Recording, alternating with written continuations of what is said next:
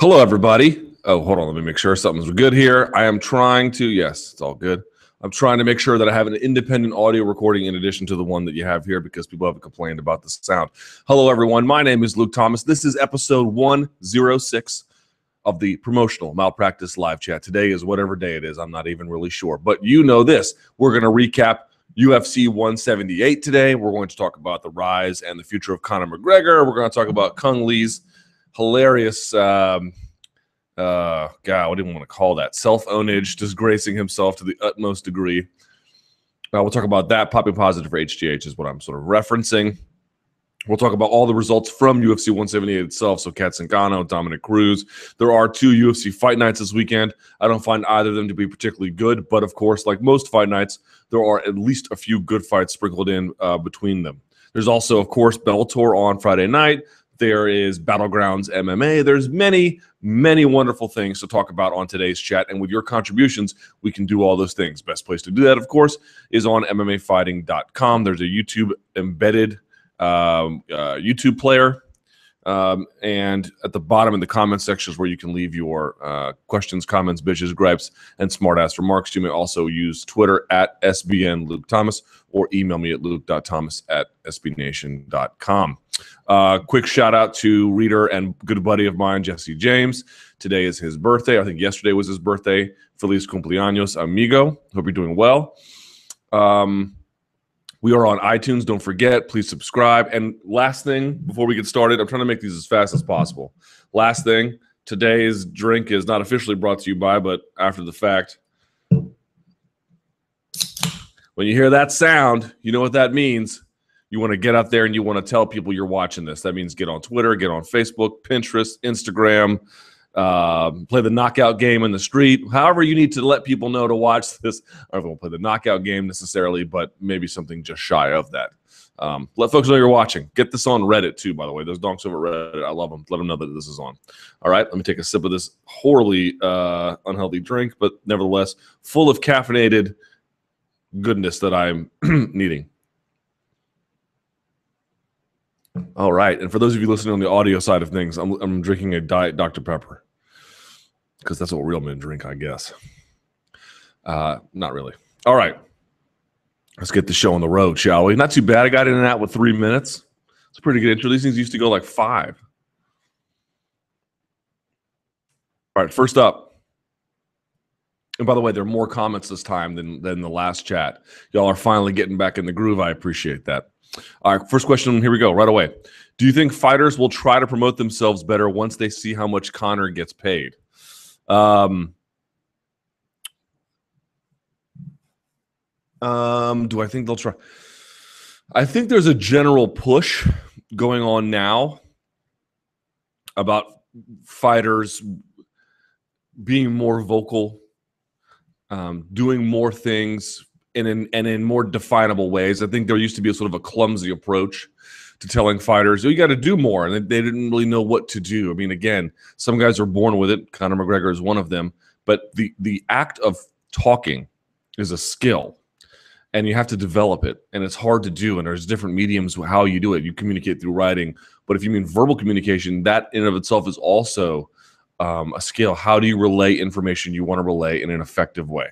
And that is not an obvious thing. It takes time. And so certainly I think people are beginning to question, well, how did this guy get so far so fast? Why is he getting more money? Whether that actually results in people trying to promote themselves more and even beyond that, actually succeeding at it, you know, I don't know. It's not like he has a really easy blueprint to follow. He's very hard to follow. But I do think things like understanding, okay, if you win a fight and John Anik or Kenny Florian or Joe Rogan puts a microphone in your face, maybe it's not the best thing in the world to say, I'll fight whoever the UFC puts in front of me. They actually don't want you to say that. Your fans don't want you to say that. Your non-fans don't want you to say that. UFC brass don't want you to say that. No one really wants you to say that except maybe you, because you don't really know what else to say. And that's understandable because it takes time to develop these things. But long story short, it's not like what Conor is doing is easily replicated. In fact, it's quite difficult to do, which is why he's sort of very much a one-of-a-kind guy. But I do think that there's a general way you can say, okay, if media asks you this, or you're in X or Y or Z position respond with something a little bit different. But I just think we have to accept that some of these guys are just always going to be terrible self-promoters. They could be good husbands and good people and maybe even funny. But when the red light comes on the back of the camera, some of them just fade, you know. I just think I think that's the way to go forward. Is like define, you know, bracket chunks of like the fighter experience. Okay, when you're in this situation, try to say something, not writing it out for them, but like, again, if you win and Joe Rogan asks you who you want to fight next, name somebody, name 2 people, whatever. However you need to do it, do it. I also think the idea that fighters need to share more of themselves, even if you're not necessarily the best self-promoter, if you can share a part of your life, that is in and of itself kind of interesting and makes people turn their head for a moment. A little bit of candor, and how much you want to share is up to you. You know, I can understand why people are more private than other ones, but we live in a world, simply speaking, where interesting people make themselves more accessible almost always. Not quite. There's obviously some pretty strong counter examples, but most examples, I mean, the most interesting people are the one who are the most examined, and therefore either by hook or by crook, we know more about them. What to make of Demetrius Johnson's lack of popularity? Based on UFC Embedded and the UFC 178 TV promos, the UFC was heavily pushing McGregor, Poirier, Cerrone, and Alvarez. If the fans aren't excited for Johnson like other champs, what should the UFC be expected to do? Do you really think fans would warm to his fights if he was being pushed as a main event fighter? If he wasn't, excuse me. What do you think is the main reason for Johnson and or the flyweight division? Is it really embraced? I do think, I think that's something I talked about a little bit, but 2 major reasons. One, there is an inherent bias against flyweights. I think you just have to accept that. It's unfair, and there's nothing you can do about that. You basically have to accept it. Anybody at flyweight who succeeds as a promotional entity will be a guy who overcomes these biases, not someone who proves they don't exist. And so to me, if you find someone who actually becomes, you know, a guy at flyweight, or a woman at 125, if they ever develop a class, you get the idea. And they sell, let's say, 500,000 pay-per-view buys, you would say, this guy, I mean, you're being graded on a curve at that point, right? That guy, if he was a light heavyweight, would be worth $1 million. Because I think you have to overcome a dramatic amount of even educated fan bias about your worth as a competitor in a sport where you are selling the ability to borderline execute another man. You know, I often see other guys complain, and I think they're right, because I think they're I think a lot of heroines in action flicks are just sort of missold. You know, and they're like, oh, you know, these women are sort of being put up to be involved in these feats of athleticism that not even a man could do. And I think there's actually some merit to the argument. I think some of it might be sexism too, but the point being is there's fair or unfair. There's going to be just sort of limits on the casual and even hardcore fans' mind about what this person of this stature is capable of doing, reasonably speaking, especially relative to his peers, which are always going to be measured against. It's not the flyweights. Whenever they compete, it's nothing but a card of flyweights. It's the flyweights, and then, oh, here's a middleweight fight. And, oh, here's a welterweight fight. And so it's really sort of hard to succeed in that environment. That's the first thing. The other part is, man, some people are just interesting to other people, and some people are not. And some people are kind of in the middle. You know, on Demetrius Johnson does himself no favors, to be honest.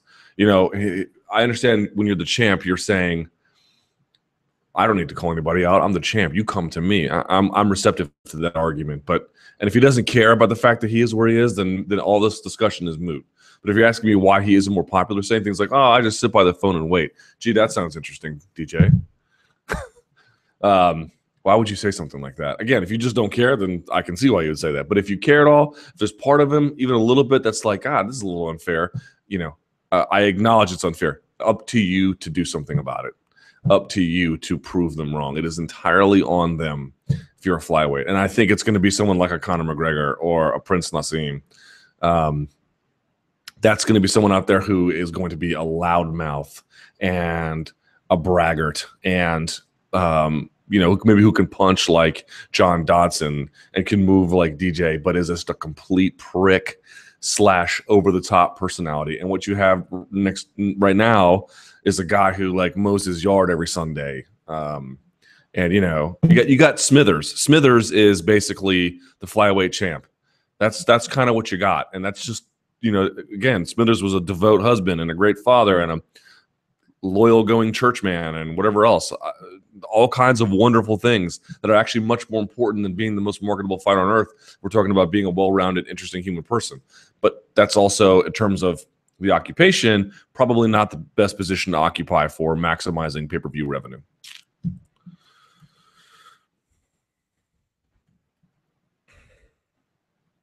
I also think, DJ's beating these guys pretty handily. Like Kerry also wasn't in his league, but a lot of these flyweight fights are just like, everyone's like, oh my God, they move so fast and blah, blah, blah, blah, blah. They move so fast because they can, and they don't knock out as much because they can't. And that is going to be, again, a structural problem inherent in all flyweight fighting, with exceptions here or there, Lineker and Dodson, to a lesser extent, Bagautinov, that they have to overcome. They're going to be the guys who have to say, okay, I am 125 pounds. It is not fair, but if I'm going to get from A to B, it is completely up to me. Oh, guess what? I banged your mom, and you're a loser, and look at my chain, and I'm so rich. DJ has cool sponsors, man. He's got nothing but Xbox gear. I think it's kind of awesome. Simplified, to the point, high-end brand. He's got some things he could use if he wanted to take that road. If he doesn't, cool, we got to get that too, Your thoughts on Kat's team prohibiting the media from inquiring about Kat's personal issues outside the cage? I understand it was a must prior to her fight so she doesn't get distracted, but how come the media didn't inquire about it post-fight? I remember hearing John Morgan saying some MMA media were frustrated they couldn't ask Zingano those questions. That one to me is not too mysterious. First of all, understand at some point she probably will tell those stories about what the last year was like. I don't think this is going to be hidden in some vault entirely inaccessible for the rest of eternity. We'll get to the bottom of this eventually. That's the first. Second, I actually kind of admire her team for being like, listen, you know what? I know you guys have a job to do. So do we. And our job essentially supersedes yours. And if somebody had enough of an important, robust connection to Kat Zingano to get the exclusive on that, good on them. But none of us do, or at least not this time anyway. The third thing is this, man. I talk about it not all the time, I should say. I talk about it sometimes. I'm even a little reluctant to mention it now because I don't want to be one of these guys who brings it out all the time. But I'll just share this with you. And I think I mentioned this before. I lost my mother to suicide, And so Zingano had that injury she dealt with the past year, plus the suicide of her, I don't know if it was estranged husband. That was the way it was described, but we don't really know the full story. That's part of the whole mystery here. But, I've experienced it, man. And a year after that, I don't even know where my head was. And, husband versus mother, I don't know what the differences would be. I haven't experienced losing my wife in that way, God forbid. But it takes a long time, man. It takes a super duper long time. And Kat Zingano, I wrote about this in my Signal to Noise column, coming out there muttering to herself, and just full of anger. Fought with tremendous anger. I mean, poise and skill, don't get me wrong. But she looked like, life will slap the S out of you. And if you haven't had it yet, I'm sorry to tell you, it is coming. It is coming. And I don't know when it's going to catch you, but it's going to. Life is very difficult. It is very difficult. And you will be bruised and battered. And some people have it worse than others. And some people get it really bad. And when they get it really bad and they come out on the other side, they're damaged. And again, I don't know if she's that far along. We don't know the story. Man, I had a drinking problem after my mom died. It was horrible, man. You can concentrate. And the truth about it is, someone like that, it's one thing to hear of an abstract thing where this person committed suicide, or maybe somebody you even had a vague notion of or met a couple of times. But when you lose someone like that close to you, there's no such thing as getting over it. It doesn't exist. It will never happen. You're a cold, callous person.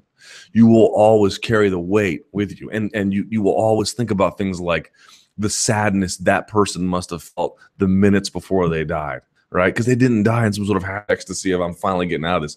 If someone has taken their life, they are sad to a point where they have become irrational. And then you have to deal with it. And then the mechanism by which they kill themselves is also a terrible, terrible thing.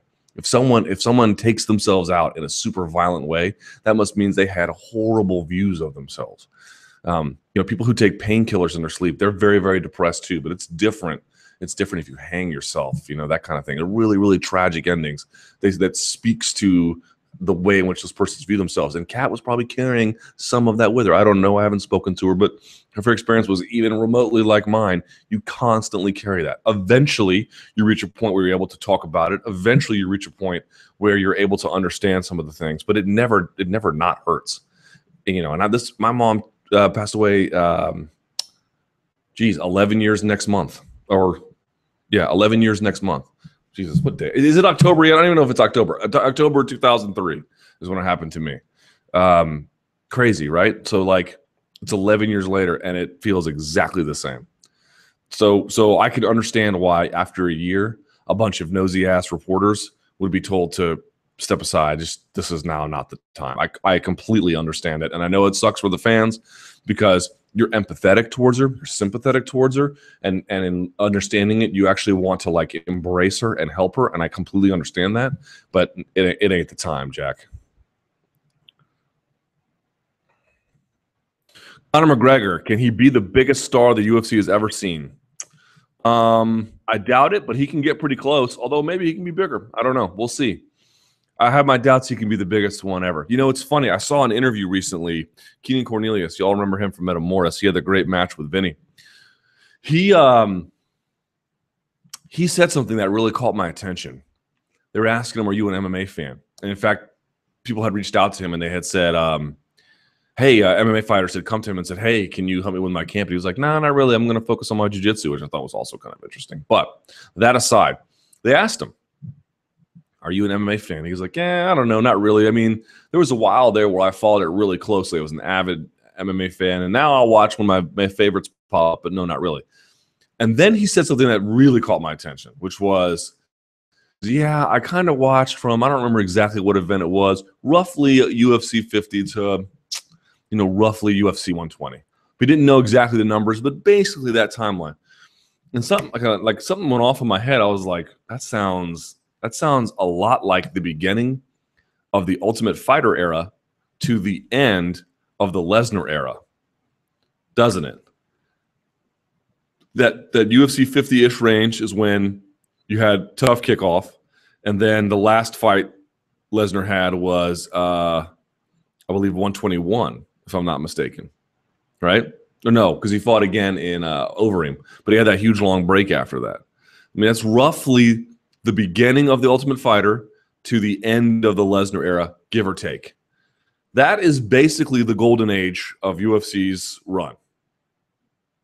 Can they ever get back to a point where it was like that, where they were selling 1.6 million pay-per-view buys for UFC 100? I certainly would not be the first person to say no, that they can't ever get back there. They might. You can never limit your imagination in that way. Maybe Conor McGregor is the second coming, and he can push us all back to a territory like that. But a big part of me feels like structurally that was the time.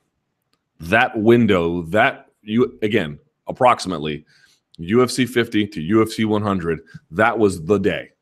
That was the boom period. That was the golden age. And again, who knows what the future holds as the UFC moves internationally and what Conor McGregor can do. I mean, so far he's beaten everyone's expectations except maybe his own.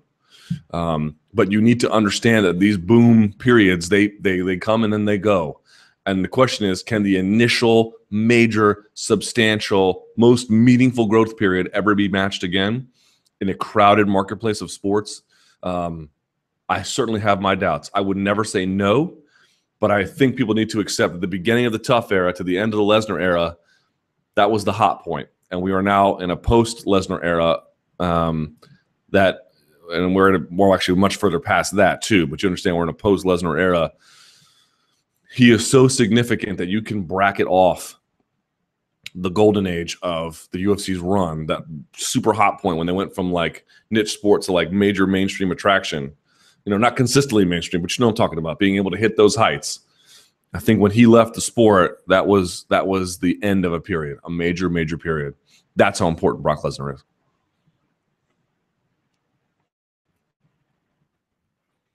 All right. Let's see here.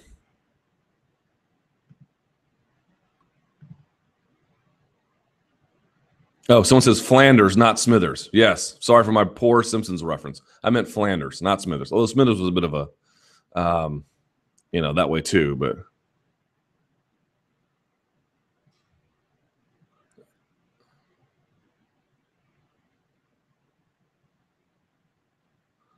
all right. Let's see.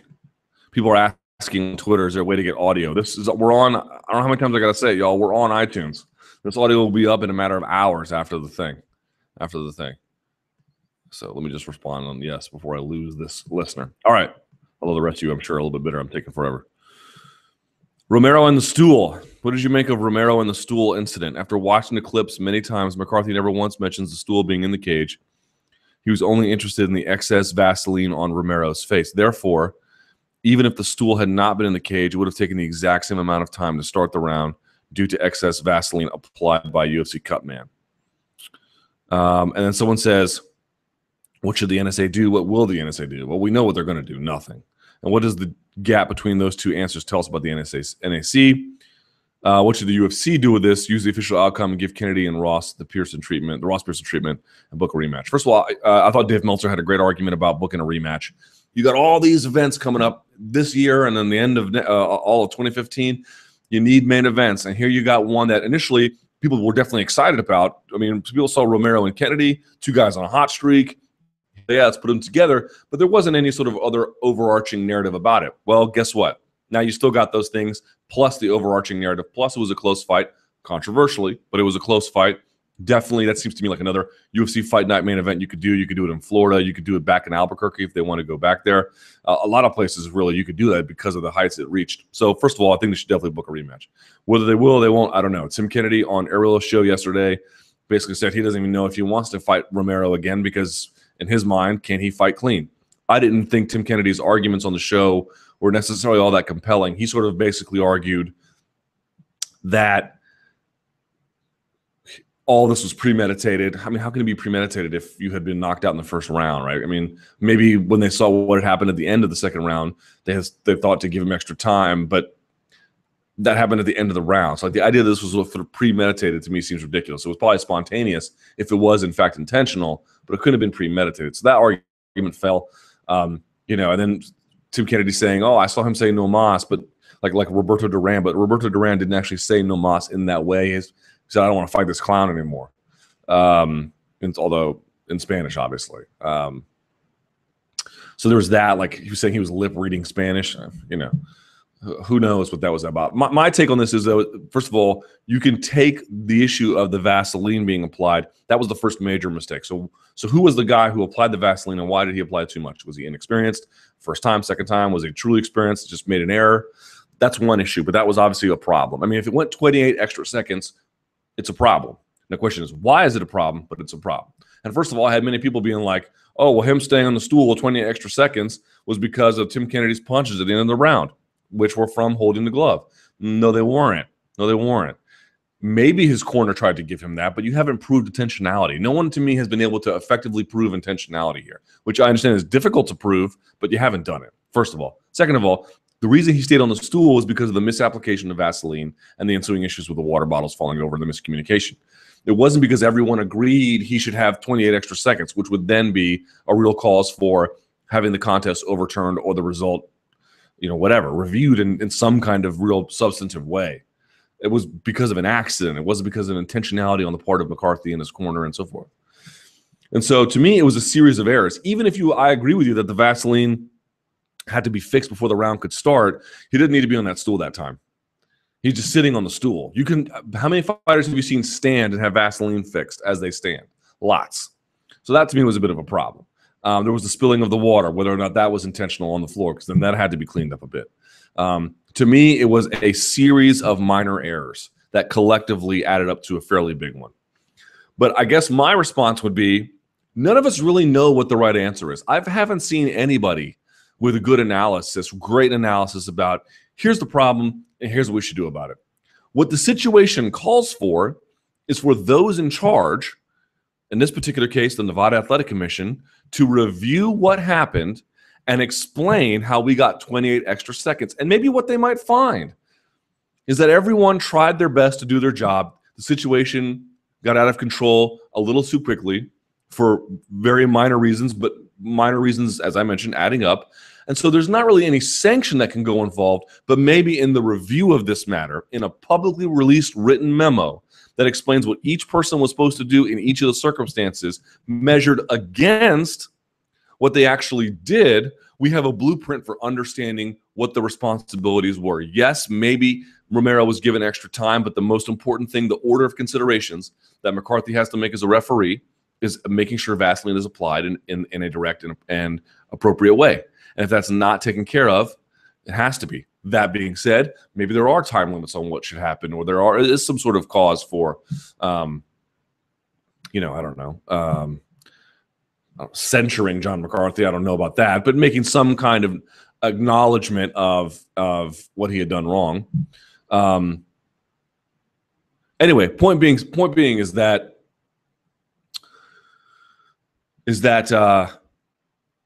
to me, the onus is on the Nevada Athletic Commission to explain in a perfect circumstance. It goes like this, and this circumstance is far from perfect. Explain to us how we got that gap, each space of how we got that gap. And once we do that, we can have a clear understanding of who failed in their responsibilities, even if they were very, very minor and just, nothing you can really hammer down. I think that is what we need here. We need some clarity about responsibilities at every individual juncture, and we don't have it. What we have is the Nevada Commission being like, well, tough titties. Sorry, y'all. Like, just such an abdication of responsibility, such a lazy, inert, bureaucratic response. Do they have to get out and put out a memo to explain what's going on? Of course not. Would it be incredibly helpful for all the parties involved? Yes. Yes. Would it not be helpful for Tim Kennedy? Would it not be helpful for future referees who maybe themselves have a question? Maybe I wonder what was the right answer there. I bet you all referees don't even agree what the right answer was there. That's the crazy part about it. We all think like all the referees think uniformly. No. Maybe there was a uniform way to handle this. If you got 28 extra seconds in a round, somebody made a mistake somewhere, or many people made many mistakes in many places. Can you please itemize these for us in a transparent public way for the greater benefit? How hard would that be to do? If you do your job, how hard is that to do? Or is it just so much easier to get on UFC Fight Pass and grandstand? Oh, we're going to ban vandalism for life. We know he retired 3 days before this hearing, but gee, we got some business to attend to, and you're going to bang your fist down on the chestnut, I don't know, judging lectern that you're in front of, and just sort of pass judgment in some kind of you're like the Oracle at Delphi kind of way, man. It's just ridiculous. Like, can you please do some grunt work? It's the most important work you can possibly do is grunt work. And I know some of these guys are part-time. I'm sorry, you're not so part-time that, everyone cries about whether or not the commission, this one and others, can protect the integrity of the contest. And if the commission can demonstrate, which by the way, they might be able to do, that this is just one of the situations where you can't really pin blame on one thing. Things just got out of hand in an unfortunate way. And the guy who applied Vaseline worked for the UFC, all kinds of things about who was charged with working where and what position. But until we really have a cleaner understanding of what a perfect circumstance looked like and what a non-perfect circumstance this was, and explains the gap between there about how we got from here to here, I just feel like they're letting everybody down and they're being lazy and saying things like, well, he can try, but it's going to be very slim. Like, dude, please stop being so lazy. Why are you so lazy? God, please do something. It's the most pathetic response. It's just like going to the DMV and you find some idiot smacking their gum and they won't get off their duff to just go do the extra thing that maybe would have helped you. That's what it feels like, man. It always feels like you're going to the DMV, except this DMV can jeopardize the ability of people to like earn a living. God, do something. New Jersey sends me every time they have even a minor like Ring of Combat event, who all the judges were, how everyone made weight, who the referees are, everything, man. They disclose everything up front, and I guarantee if there was controversy, they would be a lot more talkative about it than the Nevada Commission. Nevada's just so lazy, man.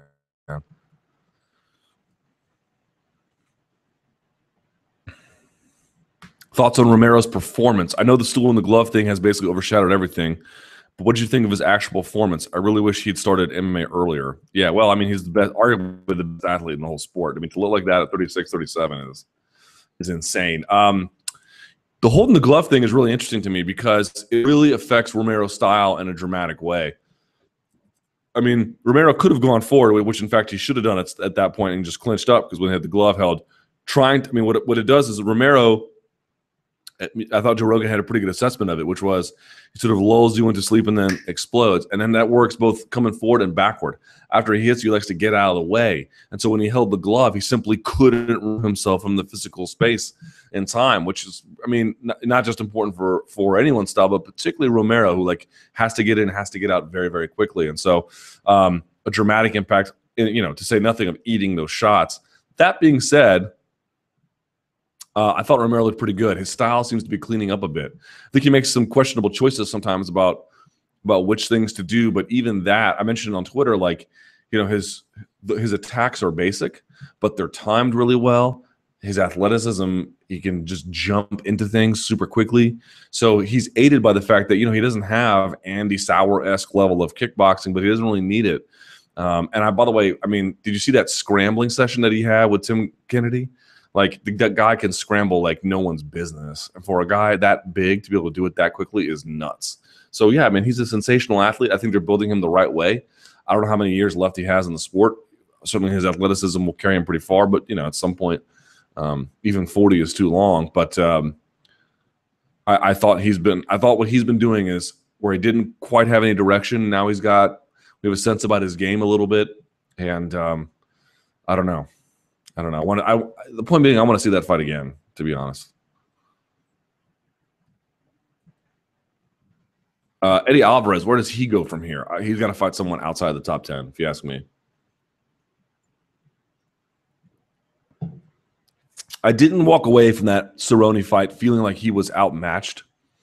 I don't feel like that would be a proper way to describe it, but I didn't walk away feeling like, even in a loss that could have been a vindicating performance, like the second Chandler fight. I mean, he won that fight. I scored it for Chandler, but the point being was neither guy walked away necessarily looking all that bad, although physically they look bad. But you know what I mean?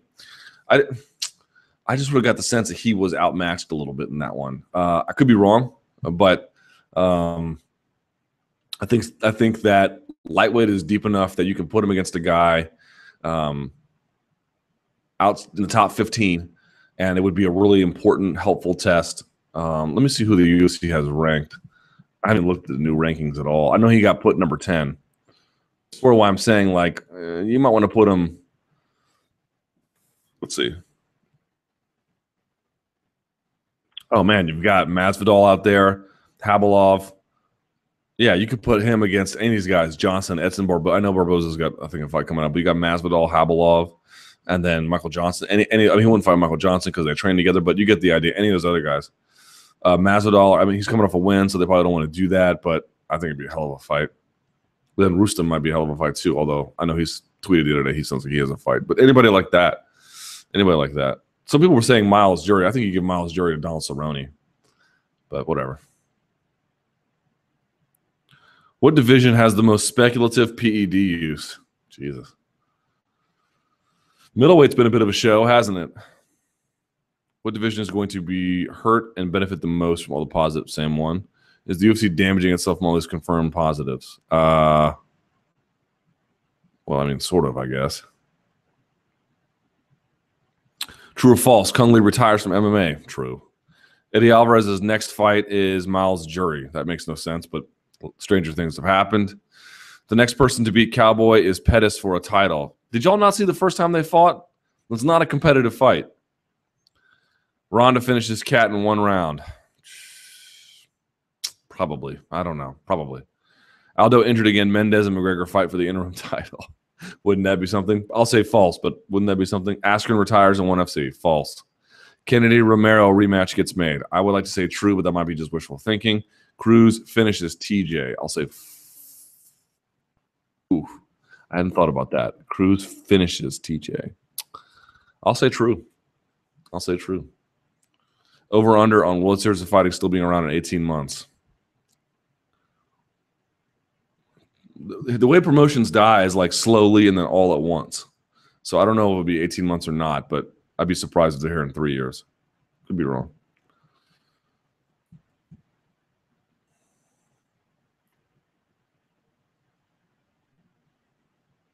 How is this legal?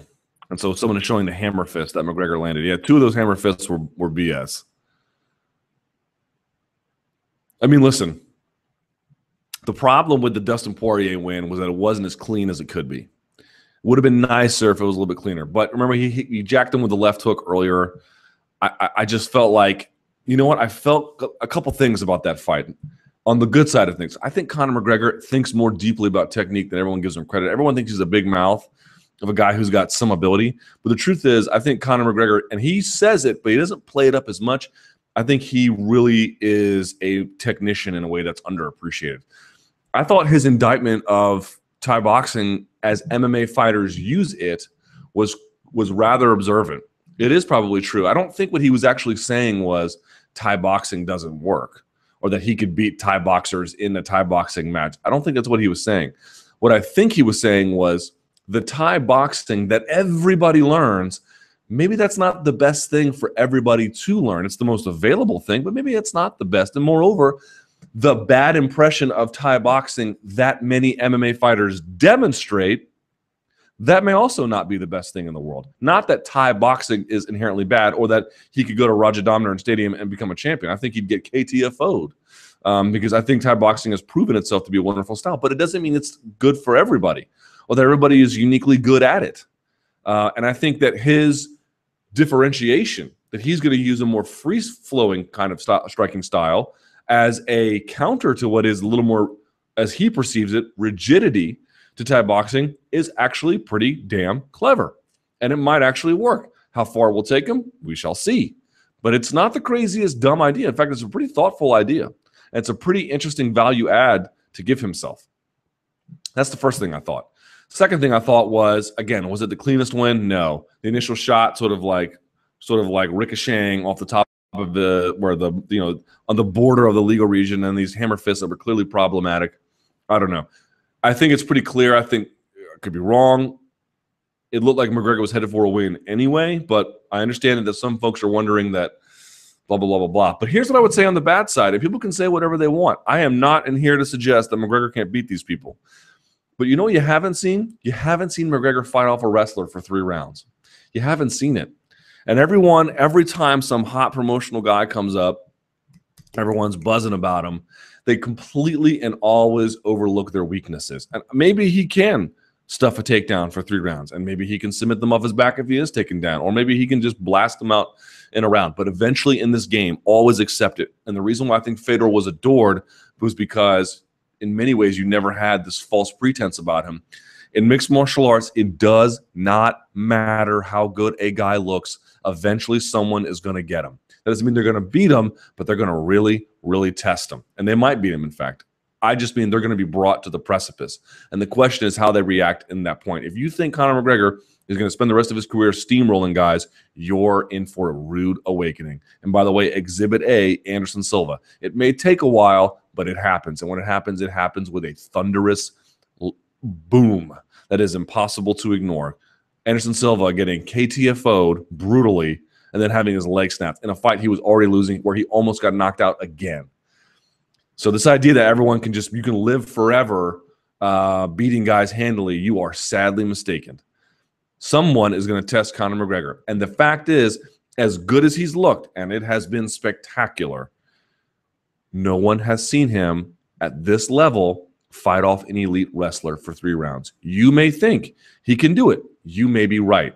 The truth is, whatever you feel about it, whatever I feel about it, whatever Dana White feels about it, whatever Conor McGregor feels about it, no one has seen it. We actually don't know. You don't know if I know he'd KTFO Chad Mendez, he'd KTFO Ricardo Lamas. He might, but you don't actually know that. You don't really have any proof.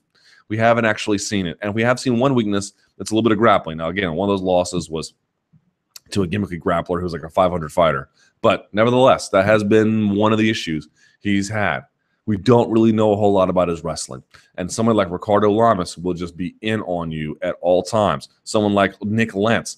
Maybe overall, Nick Lentz isn't the fighter that Conor McGregor is, but we have not seen him fight off someone like that. Fact. Not up for dispute, not up for debate. Whether or not he can beat them, may very well be able to. I'm simply pointing out the answer to that question is a big, fat unknown, even if you like him or you hate him. So, to me, lots of positives to go on. But this idea that all the questions have been answered is just fantasy. They have not been answered. One of the most important questions still hangs. How does Conor McGregor do against a relentless pressure takedown guy who gives 0 Fs about striking with you? It's not that people have trouble getting in close range with Conor. They don't.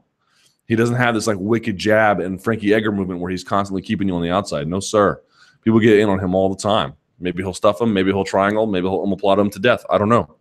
I'm simply saying that remains uncertain.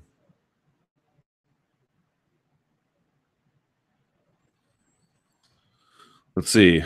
Are you the only one in MMA fighting that trains in a form of martial arts? I think so. Oh, no, David St. Martin does a little bit, I think. I know New York Rick was for a while, but with that hair, you seen his hair? That's a funny haircut he has.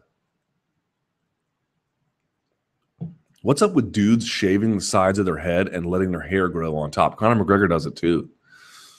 There's this BJJ instructor here locally. He's a great guy. He does it as well. It's like, did you not see this go out of style in 1995?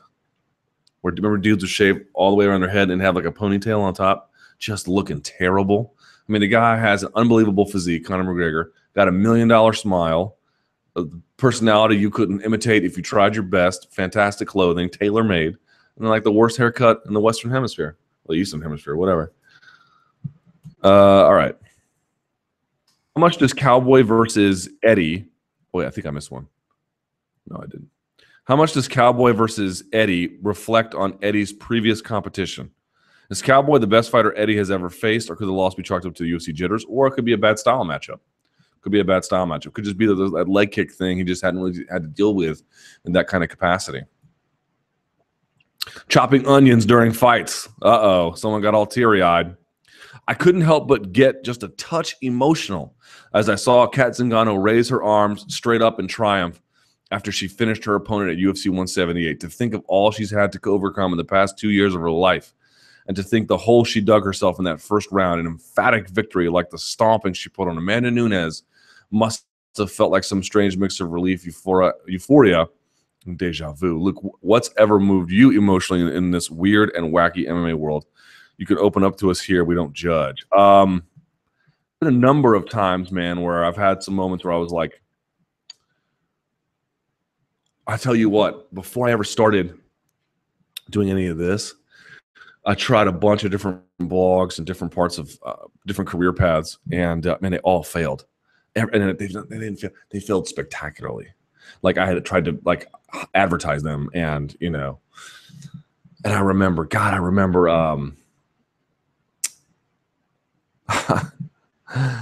I remember I had a radio show, and it was a terrible radio show. It was a political radio show, and it was so bad, like the worst radio show you could ever imagine. And the radio station went under, and then I got the job doing like the podcast for, at the time it was MMA.tv. And I remember, like, so I did it and it had gone well, but there's a website locally here called DCR TV, and I remember sort of reaching out, like trying to get. I emailed just the guy, hoping him to listen to it and like give me some advice on what I could do better. And I remember he posted the audio, and I was like, "Oh no!" And a bunch of people from the old radio station had heard it, and then wrote in the comments. He has this thing called the mailbag, and they like tore me to shreds. You know, all of them tore me to shreds. Not with their names on it, but I could sort of tell who it was and like what a loser it was and everything. And then and I remember I wrote an email to the program director at 106.7 The Fan, which is a CBS affiliate, and they were like, "Nah, we don't have any shows available." And I was just like, "I'm never going to make it. Radio is just not going to work. I'm a complete failure, you know." And then a year later, I met one of the guys on the morning show from an MMA gig that I did. He gave my number to the program director. Program director put me on one of the guests as a guest a couple of the shows. 4 or 5 shows in, he offers me my own show. And then after that, all this stuff happens. Anyway, so now I got Sirius XM, and it's not the story about like oh, I'm, you know, the most successful person ever. But I just remember that, like, there were moments there where I was like, I am destined to not make it. I am destined to fail. I am destined to never have anything work. And I don't know. I don't know if it was perseverance or luck or a combination of the two. But I guess I remember the first time I got good ratings on my radio show, I remember looking back all the way to like every quantifiable, embarrassing public failure and thinking, you know what? It was all worth it. It was all worth it. You know, graduating boot camp, stuff like that too matters. But that was one of my ones in this career path anyway, where I was like, I remember we did you know, it's a weekend show. It's hard to get good ratings. And we get good ratings. And I was like, can't believe it. You know, I just can't believe it.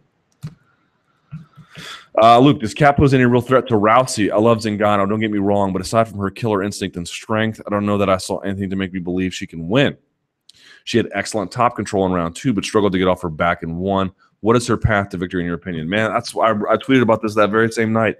God, you know, it's like Kat Zingano has so many things you look at and you'd say, this, you know, at least could put Rousey in trouble in certain positions and certain spots, and I could see her having all kinds of success if she gets into X, Y, and Z. But God, she always seems to fight out of a deficit early on.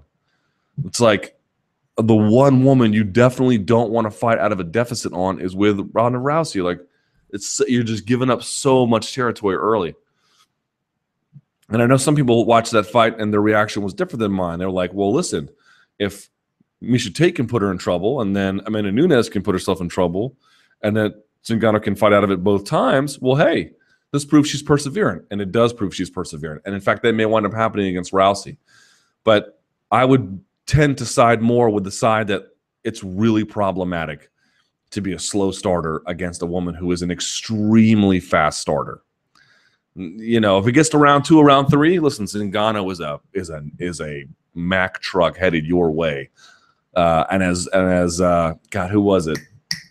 The rapper Young Buck said, with payback on front of the Maybach. You know what I mean? Like, she is a force to be reckoned with in that 3rd round. But you know, getting there is just going to be such a chore. Such a chore. So I don't know, you know, I can see how I think she has a good guard. I think she defends herself well. I think she's durable as hell. But Rousey, just with a submission threat, I don't know, man. I really don't know. There's so many things I like about Zingano's game, and in that one part I can't stand, you know. Do you think Eddie Alvarez will ever become a top 5 lightweight? I would not rule it out, but you might have to have some managed expectations. Understand he's in his 30s, guys. He's in his 30s. Am I sweating? Jesus. Sakuraba versus Henzo. How excited are you to see this grappling match? Has Sakuraba been training and teaching at all? Who do you favor? In that same interview I referenced with Keenan Cornelius earlier, he said Sakuraba has been smoking. So he's not quite sure he's going to be able to do the full 20. We'll see. I would favor Henzo. You never know. But Sakuraba is just beat to hell. You don't know who he is anymore. Granted, it's not an MMA contest, but still, man, grappling is hard, you know. It does take a toll on you. I'm coming now back from vacation, and my God, I can barely sit and stand. I'm so beat up. I'm not a world-class athlete, but you get the idea. It's just hard on the body, you know. Anyone who trains will tell you that. But the difference is that, remember, Henzo is getting ready for Matt Hughes at the Abu Dhabi super fight, and he's getting ready for Sakuraba. Like, he's in there training a lot, you know. So unless Henzo comes in real badly injured from all the overtraining, if that becomes a concern, I would definitely favor Henzo. I just think he's got a more well-rounded game. He doesn't have as many miles on him, and he's sort of really in it to win it with these super fights, it seems like. Cruz Dillashaw, how excited are you for this fight? Predictions. Man, is bantamweight interesting or what? Dominick Cruz, dude. You want to talk about, talk about unleashing frustration on poor Takeya Mizugaki. God, that bastard. He had a beating coming and didn't even know it, huh? I feel bad because everyone likes Mizugaki, right? No one hates. Even Dominick Cruz doesn't hate Takeya Mizugaki. No one hates Mizugaki, you know? He's like the least offensive person on earth. But geez, he got mollywopped. That was incredible, man. And you know, it was funny. I actually was watching Paris Saint-Germain versus Barcelona yesterday, and I had it on. I don't know why. I used DirecTV to find it, and so it pulled up like MSG Plus, like one of the MSG regionals. And I left it on after the game had ended, and like a UFC Unleashed had come on, some random one. And it was the one with Sam Stout versus Yves Edwards, and then Dominick Cruz versus Uriah Faber, the second one. And this Dominick Cruz looked like a dramatically better version than that one. I forgot that like Cruz got tagged in that first round. He looked kind of slow and was doing what he did, ducking and dodging and so forth. But there was a fluidity and an inevitability the moment he started moving, and I saw Mizugaki whiffing on these punches, man. Incredible fight. I have to say, I think Dominick Cruz, he's a fantastic athlete and a fantastic fighter. I don't think he's necessarily the best athlete, even maybe in that division, certainly not in the UFC.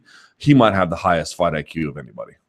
He might have he is the Bill Belichick in terms of X's and O's and tactics of this game, far and away, no doubt about it. I know Bill Belichick, never adding offensive weapons for years is coming back to haunt him a little bit, but you know what I mean? Like, this is a guy who can absolutely break down offenses and defenses in the most dynamic, thorough way. I read a quote about Peyton Manning last year, and it was like Peyton Manning is the equivalent of like a financial advisor, and he comes to an opposing team's finances and just audits that. And that is what Dominick Cruz does. He just looks at your game and he audits it. And my God, he will find your weakness quickly and I think exploit it. So like, to me, I actually favor Dominick Cruz, man. He completely exceeded my expectations. And Dillashaw has too, don't get me wrong. But even Dillashaw was getting, banged out a little bit by Joe Soto. If Joe Soto can hurt him and crack him, what can this Cruz do, Dominick Cruz is going to be able to find his entrances. And he might get lit up too, but my God, man. I don't know. I think the king is back, to be perfectly honest.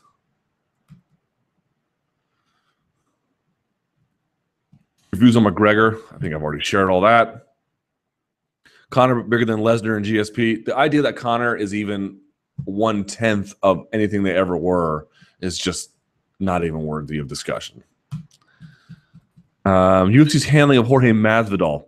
The UFC has not given Masvidal a top 10 opponent yet in the UFC, but has given him a good test despite that. Do you think he deserves a top 10 fighter next? Absolutely. How do you not give this guy one? And yes, as I wrote in Signal to Noise, did he finish Krause in the way that he probably should have? No, he didn't. All right. That was a knock on his performance, but he completely and thoroughly outclassed him in every dimension of the game. This is a guy who can do everything. He can strike, he can wrestle, he can submit on top, on bottom, he can sweep, he can take a shot. He can do everything. And so I think everyone kind of needs to acknowledge that at this point. Conor McGregor's takedown defense. There we go. There's a thing I was just talking about before. McGregor versus wrestler. Rafael Sunsao. If Sunsao wins this weekend, does he deserve a shot at the title against the winner of TJ Dillashaw, Dominick Cruz? Yes. If he wins, should Sunsao wait for the belt? If that's what he thinks is best for him. If not, then no. Your top feel-good moment of 178. I would say the return of Dominick Cruz for me. Even with all of the empathy I have for Zingano, I don't know. For some reason, the Dominick Cruz 3 years out thing is just and to look that good. God, that is incredible, man. Conor in-cage call-out. There's been reports that McGregor will confront. There have been no reports that McGregor is going to confront the winner of Aldo Mendez. There's been fans talking about whether it's possible. No one has reported it. Will the UFC allow this? Oh my God, why am I answering this question? Move on. To Twitter here a little bit.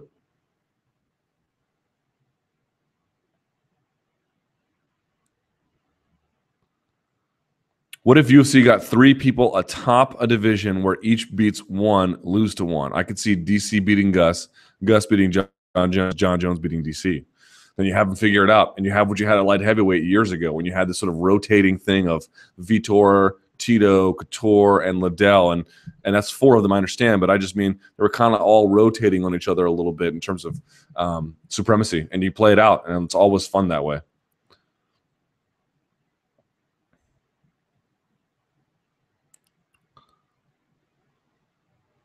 Other than the court appearance, any news on how Diaz and Silva's camps are going? Not that I'm aware of.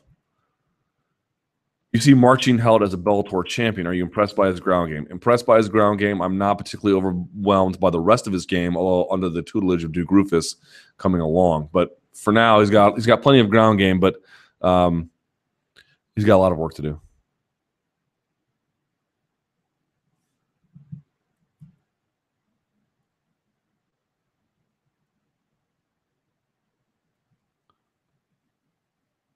Is it safe to say that now is the time for Alexander Shlemenko to drop to welterweight? I mean, you see what Halsey did to him? And by the way, if you follow my Bellator work, you know I called Halsey a long time ago.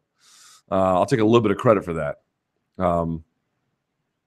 Halsey just, ran through him like he was nothing, which is kind of funny. Remember Bill Redman? Shlemenko's top 10 in the world. I respect Shlemenko a lot. He's a hell of a competitor, but, let's just be real. Conor McGregor is special. I was not a believer in Conor's hype, nor do I like him, but that doesn't matter. After Saturday, he made me a believer in his abilities and place among the elite at featherweight. Do you think he'll be the next GSP in terms of star power and pay-per-view draw? If he can win a title, he'll be something like that. But I think without winning a title, you just have to put real limits on it. That title is essential, not everyone who's a star in the UFC, but most UFC stars are champions. There are some who are not. There are some that are former champions, but that championship belt is really so important. It's such a prominent place in advertising. It's such a prominent place in fan consciousness that being a champion is so critical. Not essential, but it's a major advantage in terms of being a star. Rory McDonald versus Tarek Saffiedine. Is this a #1 contenders fight? Probably, yes. But although there's Hector Lombard still out there, I would like to see maybe the winner fight Lombard if they're up for it.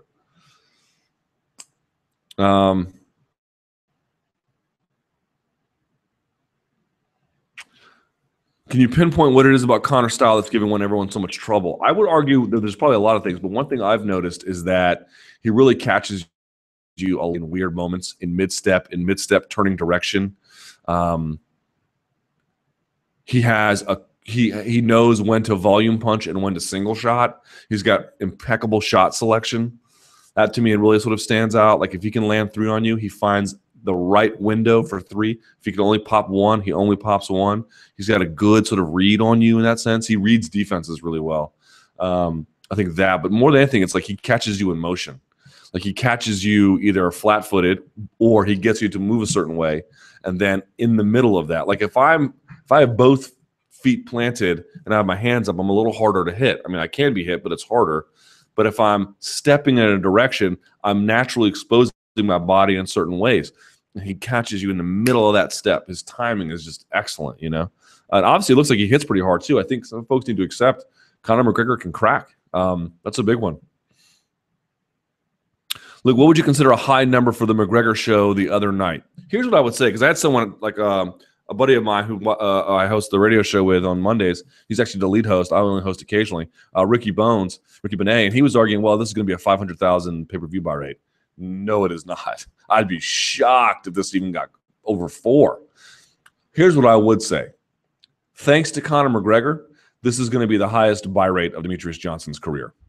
That's sort of what I would say. And I say it in that way because it's still going to be like the main event more than anything is truly what matters in terms of buys. It's so critical, both in a positive and negative way. Now, this one was tremendously buoyed by the supporting cast, as everybody knows. But I think what you're going to see is that this is what happens when you have the least enthusiasm around a main event and you have the best supporting cast possible. What kind of UFC buy rate can you get under those circumstances? This is basically what that looks like. I would argue probably just shy of 3. Around 3, maybe 250 to 275, at the highest end 3. I wouldn't say much more than that. But I do think that Conor McGregor, if he can keep going, can be a pay-per-view draw for sure. There's just too much about the kid he's Adrian Broner, only much better, it seems like, right? So you don't hate him. So, some people hate Conor McGregor, which is a good thing for business. Tons of people love him. He has a nation on his back. And he's got a personality for days, It's just if he can have the talent to do all that stuff, If he can stave off wrestlers, if he's got tremendous takedown defense, look out, dude. Just look out. There's your next one. I wrote about this the other day. Conor McGregor is what it looks like when someone is perfectly promoted. Now, I write that saying he hasn't actually been perfectly promoted. There's no such thing, but it's about as close as you're going to get. The only knock I would have is that I don't think it was really that bright to put him on Fight Pass. At the same time, I acknowledge Fight Pass was used to get things going in Ireland. So my point being is that UFC has so many competing goals that it winds up undercutting them one way or the next. But frankly, given how far and well Conor McGregor has been brought along, both by his own regard and UFC's, it's a fairly minor complaint. Like, this is about as good as it's going to get for somebody. And you contrast that with the more tumultuous rise of Jon Jones, equally meteoric, and yet, well, actually, I wouldn't say equally meteoric, but close to being as meteoric as Jon Jones, and yet, just so many things that went wrong with that. I still think that Jon Jones isn't nearly the star that he should be, or could be. Give me a sip of this tremendous Diet Dr. Pepper. Luke, does the fact that Cung Lee probably only got popped for PEDs because Michael Bisping requested additional testing after seeing a photo of Cung in training looking ripped and jacked, which the UFC granted, prove that the UFC's normal drug testing standards are poor and easily beatable? The half-life for HGH is 2.5 hours, right? So that means that not only was, as we know, Cung Lee he was using fairly close to fight time. And by that, I don't mean like, all right, time to go for the walkout. I don't mean that. But I mean, could be day of, maybe day before. I'm not sure exactly how sensitive the test is in that specific way. But the reason why guys don't get caught with HGH is because you can do it through your camp, stop a week out, or even a couple days out, really, and be just fine with a urine test. No problem, even with a blood test. So to get caught on that, dude, you must have been on it. Like, right up until the last possible moment. In fact, you went over that line, obviously, a little bit. That's what it means. I don't know that this means like testing is the most dramatic thing that's improved. It just means that the tests are slightly more adequate, but really this is just, to borrow the phrase of this chat, just doping malpractice, basically.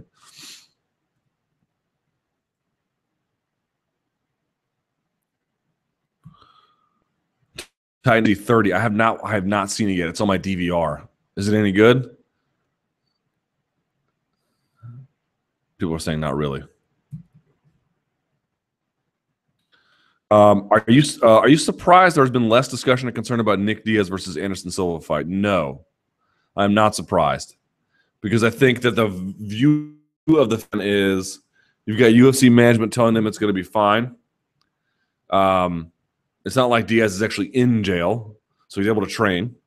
I think there's a belief that no matter what kind of drinking or substance abuse issues Diaz has, he'll be able to compete at a reasonable level. Silva, well, we have no reason to believe he won't be there. There's all these other issues in front of us, by the way. It's harder to focus on the future now because there's so much stuff in front of us all the time. So I think that's also there's a lot of noise in between now and then. But if he was struggling or, was sitting in jail, or there's some other kind of obstacle that was like clearly identifiable, then yeah, I would say folks would probably have some issues, but that doesn't exist, at least not one that we're really aware of. Now, obviously, he's got some issues. If you get 2 DUIs, man, you got problems, dude. And if you're missing court, you got problems. You probably have a substance abuse issue. I don't know for sure. I'm certainly not a medical doctor to be able to diagnose addiction in that kind of way, but it's at least, I think we can all agree, a pretty substantial red flag. Yes? That is to me, that's more important than fighting Anderson Silva. But I can understand why fans would say, are we still going to get the fight that we want? Any news on the Rumble Johnson issue? And what's your opinion on his grim situation? Three women have now come out and accused him of past violence. Is he finished in the UFC and perhaps MMA in general? I would be surprised if he fought in the UFC again at this point, to be honest. And I don't I mentioned before that, how like UFC just absolutely positively could not have mishandled the Thiago Silva situation any worse. I'd be careful about coming out and saying things like, well, we know that some of this woman's claims are false. I'd be a little bit skeptical about that, because after that was said,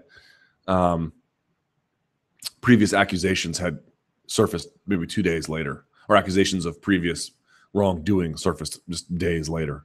I would let the situation play out in a very quiet way. Let's figure out what the actual truth is. Let's let this thing and the adjudicating process that has to be put through take place, and we'll make decisions from there. But if anything about the Thiago Silva situation, if there's any lesson to take away, it's that it's probably not prudent to say things like, we know inside stuff that you guys don't know, and then hint at it or state it outright. Because it seems like every time you do that, a new amount of information that was unbeknownst to anyone surfaces, which makes saying all that worthless at best, if not outright. I don't know what you want to call that. It just doesn't make any sense.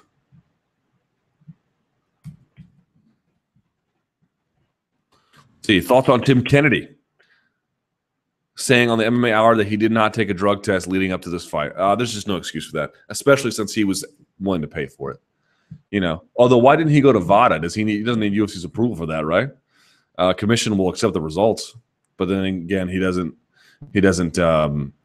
Romero didn't get tested, so it wouldn't matter if Romero.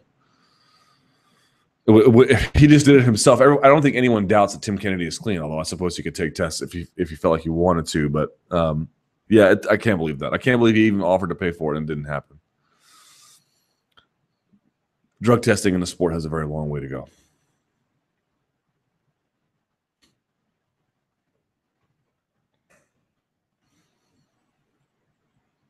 What was your reaction when you saw Cruz take down Mizugaki? Can you explain what was so sublime about his technique? It looked pretty spectacular even to a layman, but I would be interested to hear your breakdown. The basic argument I would make about that, and there are things you can read.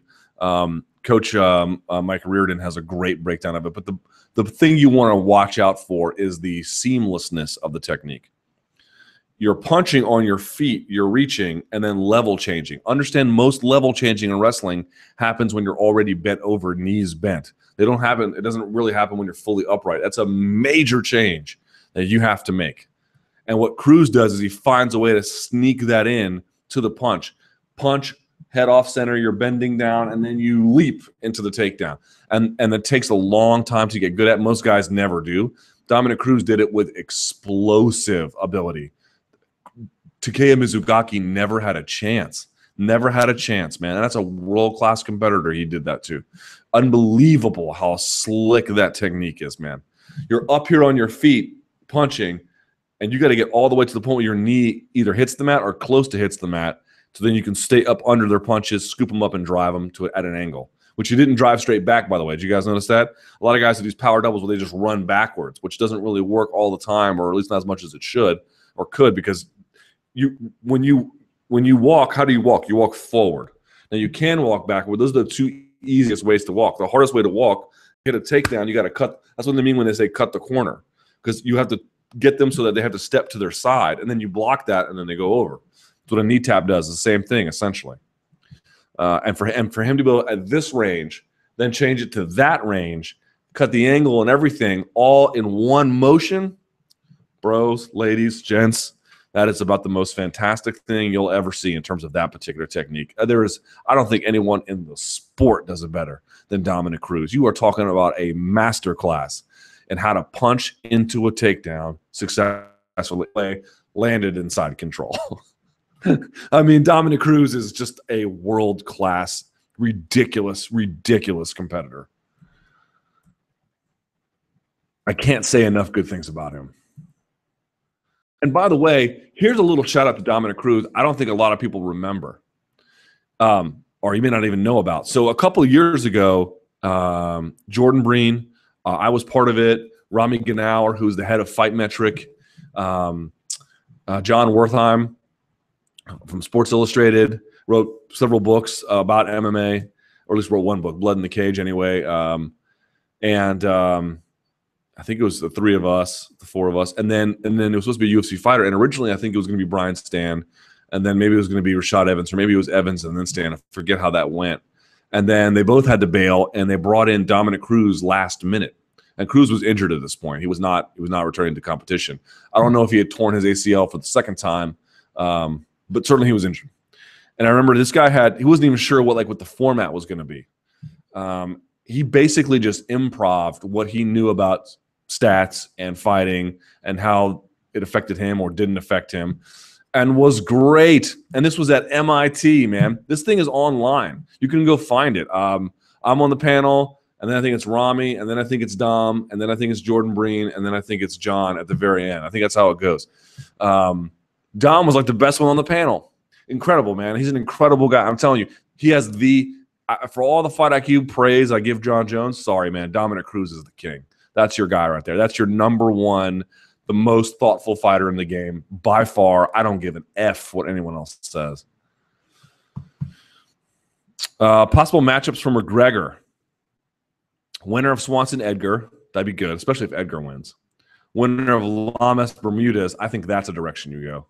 Loser of Mendez-Aldo. I don't know about that. Or straight to the title now. They're either. I would like to see the winner of Lamas-Bermudez. I think that would answer a lot of questions. Unless Bermudez goes in there and slugs with him, in which case it doesn't. I want to see one guy being like, I'm not going to slug with Conor McGregor. I'm going to wrestle his ass for 15 minutes. I'm going to punish him. I'm going to take him down. I'm going to hold him down. I'm going to pass guard, and I'm going to beat him up. And let's see if he can stop it. That is what I want to see. I don't want to see anyone who's like, I'm going to punch for him a little bit. No. Just go take him. Do the whole Chael. Chael Sonnen never had any pretensions for the most part about striking with you. He just went in there and took you down.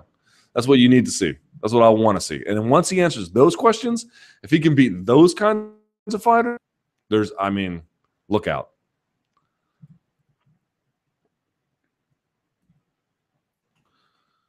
Which fights are you looking forward to this weekend, and which card? I'm not really looking forward to one fight. Rick Story versus Gunnar Nelson. Again, guys, saw here. There might be a couple prospect fights I like more than some other ones, but Stockholm card is not that great. But Story versus Nelson is fantastic, so I'm looking forward to that. The Southern South fight is important against Caraway. Obviously, McDonald and everyone says Tarek, but I think it's Tarek Safadine. I have two friends that are both named Tarek. Anyway, maybe it is Tarek. I don't know. So those ones I'd say. The rest of them, I don't know. I don't really care about the rest of them. But that's just me. Maybe you're different. Is Rory going to destroy Safadine this Saturday to prove a point to get a title shot? I would not at all be surprised since it's his first main event and he's been so close to title shots. Plus, he's got 5 rounds to do it. I definitely think it's going to be a close fight. I think it's going to look something like a better version of Ellenberger, which is to say I think it's going to be a bit of a snooze fest, but one that Rory controls from the beginning. I think he's going to take center of the octagon and he's going to pump the jab, control range. The leg kicks are going to be an issue, though. I want to see how he responds to that. That, to me, is the only X factor. Safadine's leg kicks are consistent and devastating and effective. Let's see if Roy decides to fight him in close or really far outside. I'm not sure how that's going to go. The return of Ilir Latifi.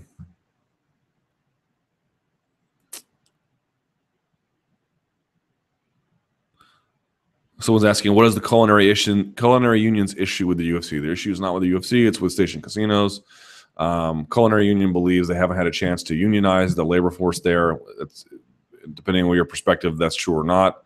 And so because they have that position that they haven't been able to unionize the station casino's labor force, in their mind unfairly, they have connections to related and somewhat not just aligned but related unions in New York that have strong sway that help lobby with key legislators to prevent any kind of vote from happening. This is a long story short. By the way, I have to say, for all the legislative battles that Zuffa has won, and they've won literally all but one, this is one they can't win. They can't win. It's been a failed lobbying effort from start to finish. Not for a lack of effort, and they've been successful everywhere else. So their record is good, but that one state, they cannot do it. And it's unfair. It sucks for you and me. I don't say that as like a good thing at all, but it's been kind of remarkable that all the effort in the world, they from $1 billion organization, and they zero progress.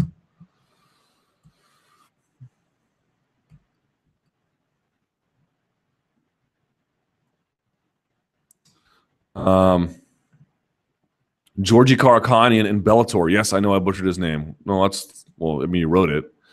Anyways, how does he do over in Bellator? I think he's really good. I mean, he lost his title to one of Duke's guys, whose name I forget now, Glenn something, right? God, it's sort of embarrassing. I don't know who the welterweight champion or the featherweight champion of World Series of Fighting is. Rick Glenn, I think is his name, right? Let's see. Pulling up his Wikipedia page here on my super slow computer. Yeah, Rick Glenn, one of Duke Rufus's guys, who's very, very good. Yeah, but listen, Georgie's a very, very talented guy. I think he'll do really well in that featherweight division. It's another division where they can add guys like that. They've got your Currans and your Strausses and your Pitbulls. Mike Richmond just dropped down. If they can get they cut Shamalayev, but if they can get Fertile Hospalayev back, now you've got Karakhanyan. It's a sick division, man. You can do some cool stuff over there. So they're building on their existing strengths over Bellator, which I think makes a lot of sense. I think Kogan is tight. I think he's Karakhanyan's manager. I think Kogan understands that the new strike force with Coker at the helm is going to be a little bit better for him than maybe I think. If you're a manager and you're trying to give your fighter a secure place to be where he can compete and do well, Karakhanyan can compete and do well in Bellator. And on top of that, like, who do you think is going to be around longer? An organization that's going to give up all their money to their fighters, or that has no money to give, by the way, or a company owned by Viacom?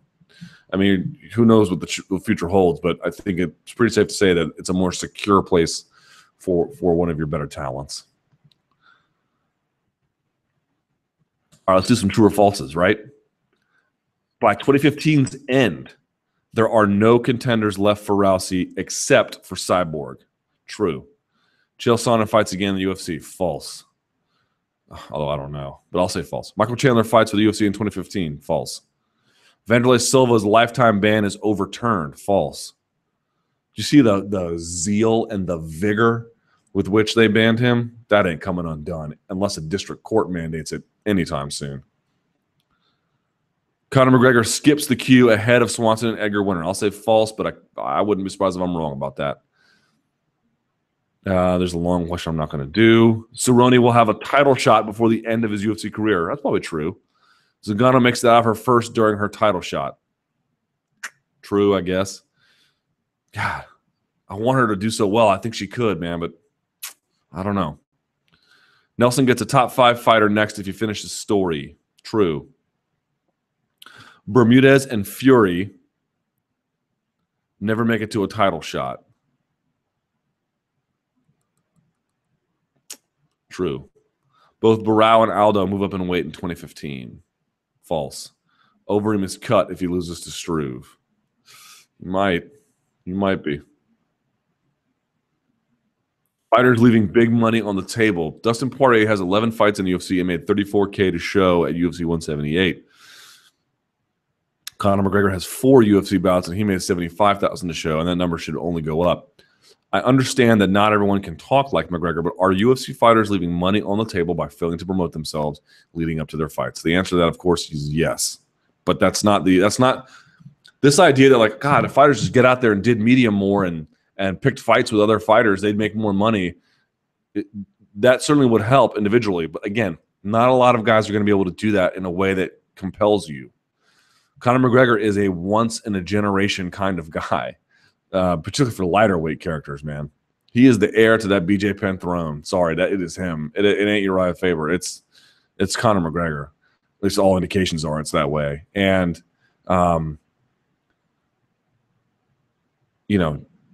replicating that is not easy to do. What is better and much more reliable, and if they could do it significantly more effective, is fighters together acting for the collective benefit by providing certain measures and guarantees of pay. That's the only way fighter pay is truly ever going to en masse grow. Without that, you're on your own. Someone asks, Luke, what's one rule in the UFC octagon you would change today? And someone says, I bet it'd be knees to a grounded opponent. You are correct. Tough Latin America. I haven't seen anyone talking about the fights on Tough Latino America, but from what I've seen, the quality of the fights has been great. Well, I would say the quality has been rather low, but they've been competitive. And so in that sense, because there's parity, you get the best out of both guys. That one upkick knockout was nice. From, I think, the Chilean guy. But the guy I interviewed a year ago or so, Freddie Serrano, got robbed. And by the way, he's going to drop down to flyweight anyway, I think. I mean, he's a natural flyweight. He's not a bantamweight. And, listen, these guys are what they are. It's limited fights. But to me, the issue is not, oh, my God, did they find guys who can compete with the best in the world? No, they have not found that because it's not possible to find. They don't exist.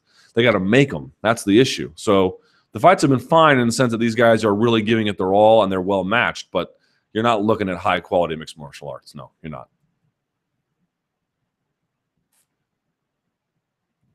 A lot of true or falses today. I'll try to run through it. Dominick Cruz is a bigger star now than he was 3 years ago. False. Conor McGregor, but he could be bigger, but not right now. Conor McGregor is the biggest non-champion draw in the UFC. False. Lesnar before he had the belt was bigger, like orders of magnitude. Zingano will be the toughest fight of Ronda's career. I can see it playing out that way, yes. Rory McDonald gets the next title shot if he beats Safadine, probably. Jacare will have to fight Romero before getting a title shot. Wouldn't that be fun? Two sick athletes. Michael Bisping has unwittingly faced more juiced up opponents than anyone else in the UFC. Certainly seems that way, man. Poor Michael Bisping, dude. Had to fight nothing but dudes on TRT and steroids. It is amazing. Conor McGregor gets a title shot ahead of Bermudez and even Edgar Swanson winner. I say false, but I wouldn't rule it out, man. Chris Weidman got into a rant about how American fans don't support fighters because they're American, like the Irish and the Brazilians, blah, blah, blah. It came off as very, very whiny to me. Yeah, it came off as whiny to me. The truth is Americans are super pro-America towards their athletes. Certainly during the Olympics, we like our favorites, like for many Olympic cycles, our favorite man who likes to drink and drive, Michael Phelps. People went crazy for Michael Phelps, right, for many Olympic cycles. Any kind of number of guys you can name in that way. In our own community, Jordan Burroughs, I think, was widely cheered, and he had a nice little media tour from when he won the gold medal. But, look at the World Cup. Like, I think more people responded. Like, people are, when you look at the World Cup, people are like, oh, man, that's not an American game. Why do we care? It's like, dude, this is the best time to root for America because we're legitimate, no bull S underdogs. We're not as good as the rest of the world. What better time to back your team, to give everyone two middle fingers and say, you know what? I know we're not as good as you, and we're still going to beat you. Now, it didn't work out that way, but I mean just getting that kind of enthusiasm. That's the time. This isn't even our game. This is your game, and we're going to beat you on your terms. That's how you root the United States, and you saw massive enthusiasm. But things like fight sports, like, if we're over, it's always about being the other underdog.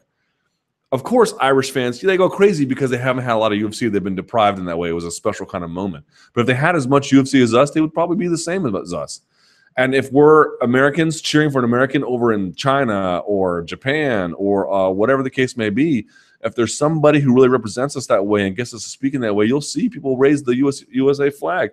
And by the way, don't they chant USA at enough effing events when they're even not supposed to? When Trevor Prangley is fighting Yuki Kondo and not one of them is American and people are chanting USA, is the lack of patriotism really an issue? I mean, if you want to force patriotism down someone's throats, you're not going to get them to accept it. It has to kind of be this organic thing. And frankly, maybe Chris Weidman just doesn't move people in that particular way. I can certainly see that to be the case, but other people do, And when you make things like about USA, the USA World Cup team, or Jordan Burroughs wrestles for the United States of America, that's when you get Americans to really cheer USA. But for fight sports, we personally don't really see things that way. You can get more of it as an other or an underdog. But this idea that we just don't support our athletes who are American is just not true. We don't support them when it doesn't really make sense to support them as Americans as such. If the rest of the world does, it's because they're often smaller, less powerful countries. It's a big deal when you have a one guy who stands out, who can do major impressive things. For us, we run everything, so we're just used to it. Let's see. I kind of answered this one about what Kavanaugh and McGregor say about MMA fighters having basic movement. Do you think the next stage in development of technique in MMA will come in the form of taekwondo and karate techniques being utilized on top of solid fundamentals? Yeah, absolutely. I think guys are going to have these free-flowing, open styles that borrow a lot from a lot of different places that have been molded into their own kind of thing. But I just think that the days of like, you know, I'm going to train Thai boxing and I'm going to train strictly gi jiu-jitsu and I'm going to think I'm going to win a world title, man, it's just not going to work that way. You got to find a lot of different creative elements. You got to constantly adapt, constantly innovate, constantly add on a set of skills that enable you to do things that your competitors who are more conventional do not. And I think McGregor, at least in the striking department, is a clear and perfect example of what clever, personal, well-adapted innovation can do for you. Metamoris, Luke, would you ever consider taking on a fellow MMA journalist like Black in a Metamoris match? Why do you want to watch bad jiu-jitsu? Neither of us are very good. Why would you want to watch that? You can just go to your local gym and see better jiu-jitsu than that.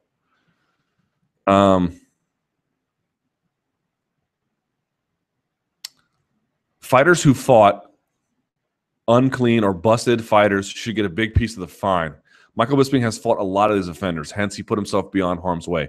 This should be a precedent in all of combat sports, especially MMA. If you get caught using, you pay your clean opponent a hefty fine or heck your purse. If both are dirty, then the commission assumes the fine on both.